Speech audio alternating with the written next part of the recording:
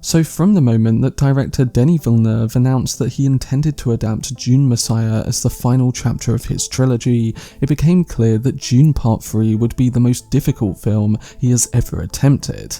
And it's because Messiah is a fundamentally different kind of story, and it's a novel that actively resists the traditional shape of a blockbuster, let alone an epic conclusion to a potential trilogy. It's a story that dismantles the very myth that the first two films worked so hard to build. The first challenge is that Messiah is not a tale of ascension, as it's a tale of consequences. Paul Atreides, who is now the Emperor, is no longer the young man discovering his destiny, as he's a ruler haunted by the jihad carried out in his name, a man who sees the future with terrifying clarity, and a man who realizes he cannot escape it. That makes him a protagonist defined not by action, but by paralysis. He's trapped by the weight of his own legend, and that could be incredibly difficult to dramatize on screen. Audiences are used to heroes who drive the plot forward, but in Messiah, the plot is something that happens to Paul. Villeneuve must find a way to keep him compelling while staying faithful to Herbert's intention of this being a deconstruction of the Chosen One narrative.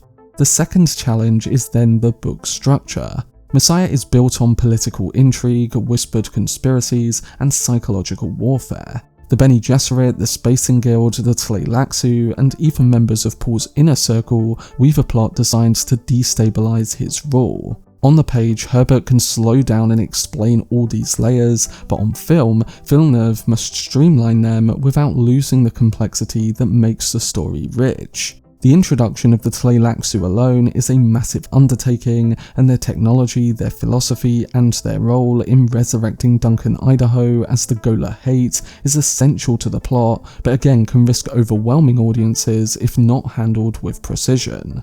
And speaking of Duncan, Idaho, his return is one of the most emotionally delicate elements of the story. He's not simply a character back from the dead, as he's a reconstructed version of himself, an altered figure used as a pawn in a conspiracy. His relationship with Paul becomes a tragic mirror of loyalty, identity, and manipulation. His presence forces Paul to confront his past, and forces the audience to question what it means to be human, what it means to remember, and what it means to be loyal. These themes can push a Messiah film into a more philosophical territory, something closer to Villeneuve's other film, Blade Runner 2049, rather than Dune Part 2.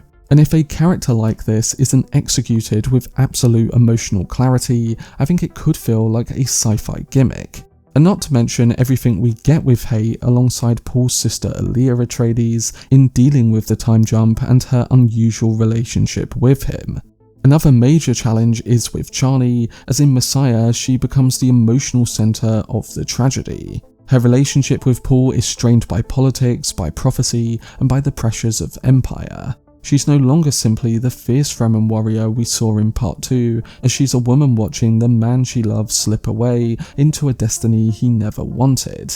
The director altered her character in the second film, and I think that was for the better, so that by the time we get to Part 3, the audience might connect to her a lot more. Still, he'll have to balance her heartbreak with all her strength, and her love with her growing disillusionment. And again, with Villeneuve's trilogy making Chani a more prominent figure than she was in the book, the emotional stakes are even higher. But then perhaps the greatest challenge in adapting this film is pulling off the ending. As I've spoken about in many videos before, Dune Messiah concludes not with a triumphant victory, but with a quiet, devastating surrender. Paul, blinded by an assassination attempt and crushed by the weight of his visions, walks into the desert to die. It's an ending that defies blockbuster expectations, as there is no final battle, no cathartic triumph, no restoration of order. It's a meditation on power, destiny, and the cost of believing in myths. Villeneuve must make this ending feel not only faithful to Herbert's vision, but emotionally satisfying for audiences who have followed Paul's journey for 3 films. So for me, Part 3 and its ending is by far the hardest one to adapt in the trilogy. With it being the epic conclusion, there has to be a perfect balancing act between spectacle and subtlety, and work as a finale that dares to challenge the very idea of what a sci-fi epic can be. If the first Dune was about world building and Dune Part 2 was about revolution, then I think Dune Part 3 will be about the emotional and moral cost of everything that came before. It will feel different visually, tonally and structurally because the story at its core demands it. I don't think that the third film should act as a traditional continuation of an epic, as at the very centre of Messiah we get the unravelling of one. The first two films, while not completely defined by scale, do kind of function on it. Vast deserts, massive armies, prophetic visions, and the rise of a messianic figure. But Messiah is a story that unpredictably turns more inward. There's less spectacle, we move closer to Paul, and the tension becomes psychological rather than physical. So regardless of whether Villeneuve adds more action to the film or not, this kind of story demands at least some shift from the operatic grandeur of the first two films to something more intimate, more suffocating, and more tragic. The desert, once a symbol of freedom and destiny, becomes a symbol of isolation. The Fremen, once united behind Paul, begin to fracture under the weight of religious fanaticism. And then the empire Paul controls becomes a cage he cannot escape, as detailed by the many scenes we spend at the Arrakis keep with him. In fact, much of the book is set there, so that constant sense of adventure on Arrakis that we got before is instantly cut down. I think that this tonal shift will be reflected in the filmmaking too. And again, while Villeneuve has already said that he will add more scale and moments of action to it, I still think that we have to expect that Messiah will have fewer large-scale battles and more scenes built around political tension, emotional conflict, and the slow tightening of a conspiracy. Think of the first half of Dune Part 1 rather than what we got in Part 2.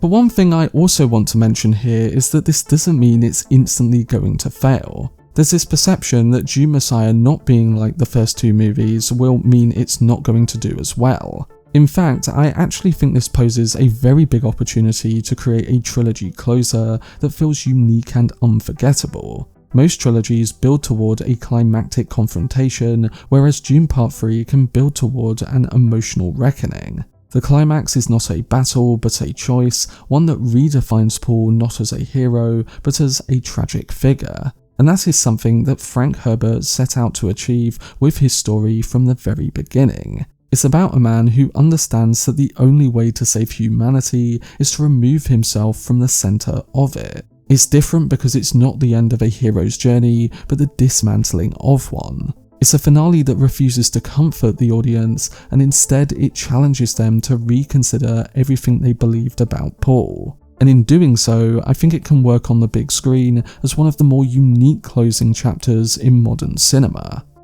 So for all of its challenges, the tonal shift, and for all of its unconventional storytelling, I do think that Dune Part 3 is a risk worth taking.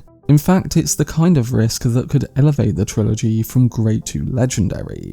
Because what Villeneuve is attempting is something no major sci-fi franchise has dared to do in decades. And that is not ending with triumph, but with a sense of truth. Most trilogies follow a familiar pattern where the hero rises, the hero struggles, and the hero triumphs. The Lord of the Rings ends with victory and restoration, Star Wars ends with redemption and celebration, and even darker trilogies like my all-time favourite in Christopher Nolan's The Dark Knight end with a sense of catharsis. But based on Messiah, Dune Part 3 can end with ambiguity, with tragedy, and with a man choosing exile over power. It can be an ending that refuses to glorify the myth of the Chosen One, and instead it can expose the dangers of believing in such myths. This is what makes the risk so valuable, as in a cinematic landscape where we get storytelling that often reoccurs, Messiah offers something bold, something challenging, something deeply human, and something different for a finale on this scale. It can force the audience to confront the consequences of power, the fragility of identity,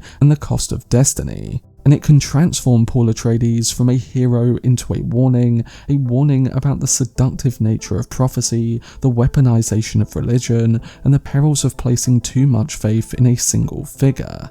And yet despite its darkness, Messiah is not a nihilistic story. It's a story about responsibility, about sacrifice, and about the painful realization that sometimes the only way to save the future is to step away from it. Paul's final act is not one of defeat but of acceptance. Acceptance of the limits of his power, acceptance of the consequences of his choices, and acceptance of the fact that the universe cannot be shaped by him alone. So I do think that this final Dune film from Denis Villeneuve can offer us a different kind of ending. One that stands apart from the epics that came before it, one that lingers in the mind long after the credits roll, and one that transforms the trilogy into something more than a story about a hero. Essentially, Messiah becomes a story about humanity itself. Villeneuve has the opportunity to create a finale that is not only faithful to Herbert's vision, but groundbreaking in the world of blockbuster filmmaking. A finale that challenges audiences, moves them, and forces them to rethink the very idea of destiny. A finale that dares to be quiet where others are loud, intimate where others are grand, and tragic where others are triumphant. And in doing so, Dune Part 3 could become one of the most memorable conclusions, not because it gives audiences what they expect, but because it gives them something far more powerful. A story that tells the truth about power, about prophecy, and about the cost of believing in heroes. For much more videos and news on Denis Villeneuve's Dune universe, then subscribe to the channel and turn on your notifications. Also, if you enjoyed this video, remember to leave a like rating and follow me on social media via the links in the description. But anyway, I hope you guys enjoyed it. I've been Cortex, and as always, make some noise.